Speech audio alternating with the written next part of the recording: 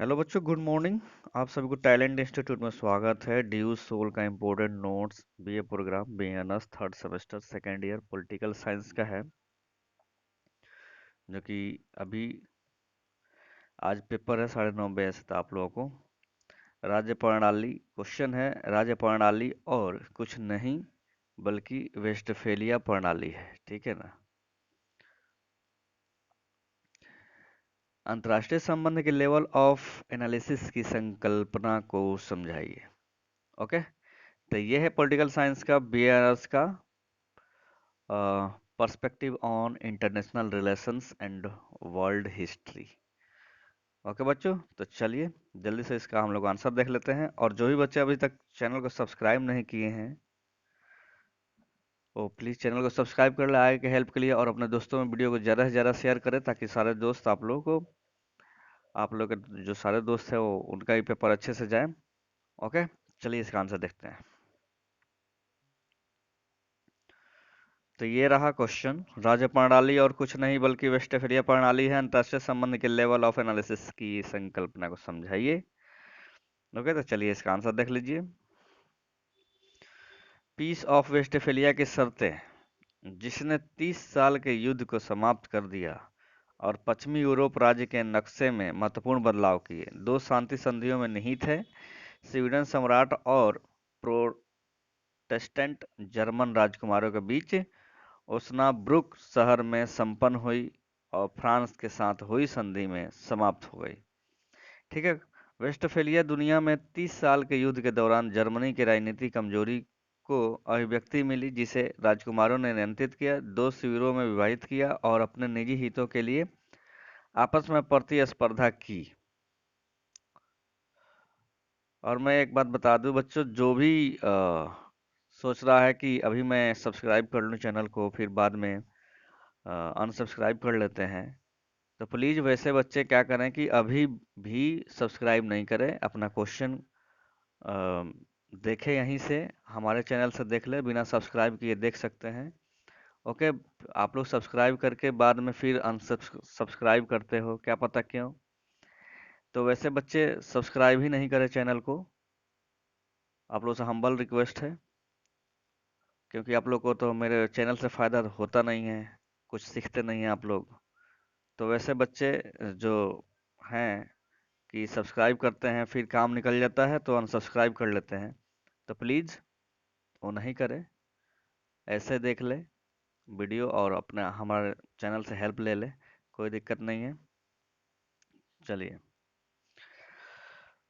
अपनी संपत्ति का विस्तार करने के लिए राजकुमारों ने अपने देश के राज्य के हितों और अपने क्षेत्रों की अखंडता के बारे में परवाह नहीं की और सीधे राजद्रोह में चले गए।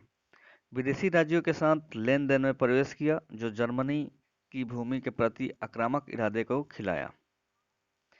इस प्रकार जर्मनी एक लंबे और विनाशकारी युद्ध का दृश्य बन गया है, जो मुख्य रूप से महान जर्मन राजकुमारों के स्वार्थी हितों और यूरोप के पापी और अन्य प्रतिक्रियावादी ताकतों से जुड़ी महान शक्ति की राजनीति के कारण है। युद्ध की समाप्ति के बाद स्वीडन और फ्रांस, जिन्होंने हाल के वर्षों में गठबंधन सेना को हराया, ने जर्मन राजकुमारों के साथ एक समझौता किया, जो जर्मन एक राजनीतिक हितों के विपरीत काम करता था। वेस्टफेलियन शांति की शर्तों के तहत स्वीडन ने रुगेन द्वीप के साथ सभी पश्चिमी पोमेरानिया प्राप्त किए और पूर्वी पोमेरानिया में स्टेटिन और कई अन्य बिंदुओं के शहर।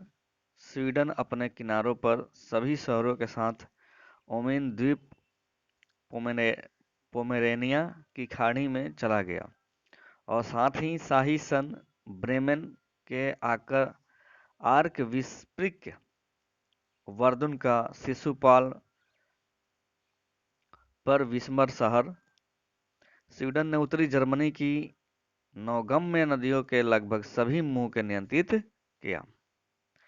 इस प्रकार स्वीडन बाल्टिक सागर पर हावी होने लगा। फ्रांस ने अपर और लोअर अल्सैस, सुंडगांव और हैगनौ को प्रोविसो के साथ प्राप्त किया कि स्ट्रासबर्ग और कई अन्य बिंदुओं के साथ औपचारिक रूप से साम्राज्य का हिस्सा बना रहा।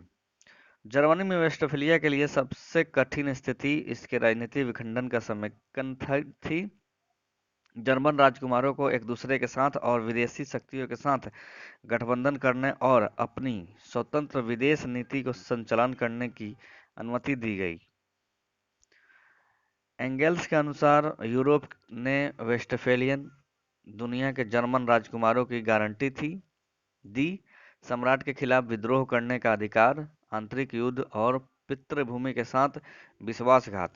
जर्मनी की राजनीतिक गिरावट जो पहले से ही 16वीं शताब्दी में परिभाषित की गई थी, तब 16वीं शताब्दी के उत्तरार्ध में आर्थिक गिरावट से बढ़ गई थी। 16वीं शताब्दी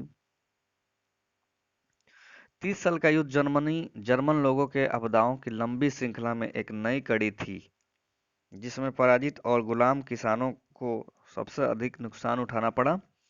एक पूरी पीढ़ी के लिए एंगेल्स ने 30 साल के युद्ध के परिणामों के बारे में लिखा। जर्मनी में अब तक का सबसे बेलगाम सैन्य आदमी जो जनता है कि इतिहास को ऊपर और नीचे होस्ट किया गया है। हर जगह योगदान दिया गया, डकैती, हथियार, हिंसा और हत्याएं की गई। किसान को सबसे अधिक नुकसान उठाना पड़ा। बड़ी सेनाओं के अलावा छोटे मुक्त सैनिक या बल्कि युद्धविदों ने अपने जोखिम पर काम किया, अपने विवेक से। वेस्टफेलिया की संधि पर हस्ताक्षर करने से यूरोप में धार्मिक युद्धों की एक श्रृंखला का अंत हुआ। हैब्सबर्ग्स और उनके कैथोलिक सहयोगी दलों और प्रोटेस्टेंट बलों, स्वीडन, डेनमार्क, नीदरलैंड और पितृ रोमन साम्राज्य राज के बीच 30 साल का युद्ध और उनके सहयोगी फ्रांस समाप्त हो गया। स्पेन और डच गणराज्य के बीच 80 साल के युद्ध समाप्त हो गया। स्पेन आधिकारिक तौर पर नीदरलैंड की स्वतंत्र स्थिति को पहचानता है। वेस्टफेलिया संधि पर हस्ताक्षर ने एक कूटनीतिक सम्मेलन द्वारा शांति संधि के समापन के लिए एक मिसाल कायम की। इसने यूरोपीय महाद्वीप की सीमाओं को फिर से विभाजित किया और यूरोपीय शक्ति के संतुलन को बदल दिया। संधि पर हस्ताक्षर करने के बाद इस तरह के फ्रांस, नीदरलैंड और स्वीडन जैसे देश वृद्धि करने के लिए शुरू कर दिया। वेस्टफेलिया की संधि भी आधुनिक अंतर्राष्ट्रीय कानून का वास्तविक स्रोत और अंतर्राष्ट्रीय संबंधों के इतिहास में एक मील का पत्थर है। संधि राष्ट्रीय संप्रभुता, राष्ट्रीय क्षेत्र और राष्ट्रीय स्वतंत्रता है कि अंतर्राष्ट्रीय संबंधों में देखा जाना चाहिए। सिद्धांतों को परिभाषित करता है और आधुनिक अंतर्राष्ट्रीय कानूनों का विकास को बढ़ावा देने में एक महत्वपूर्ण भूमिका निभाता है। वेस्टफेलियन प्रणाली वेस्टफेलिया की संधि द्वारा स्थापित भी आधुनिक अर्थ में पहला अंतर्राष्ट्रीय संबंध प्रणाली है। ओके बच्चों, तो ये रहा क्वेश्चन आप लोगों का, तो आप लोग इसको पढ़ लीजिए और इसके रिलेटेड अगर आता है क्वेश्चन तो आप लोग लिख सकते हैं यहाँ से। ओके बच्चों, तो सारे बच्चों को ऑल द बेस्ट, मेरे शुभकामनाएं आप लोगों के साथ है। अच्छे से पेपर दीजिए, लास्ट पेपर है, लास्ट पेपर अच्छा जाए, बहुत खुशी मिलती है। चलिए अब देखते हैं, अगले वीडियो में मिलते हैं आप लोगों से। Okay, thank you so much बच्चों।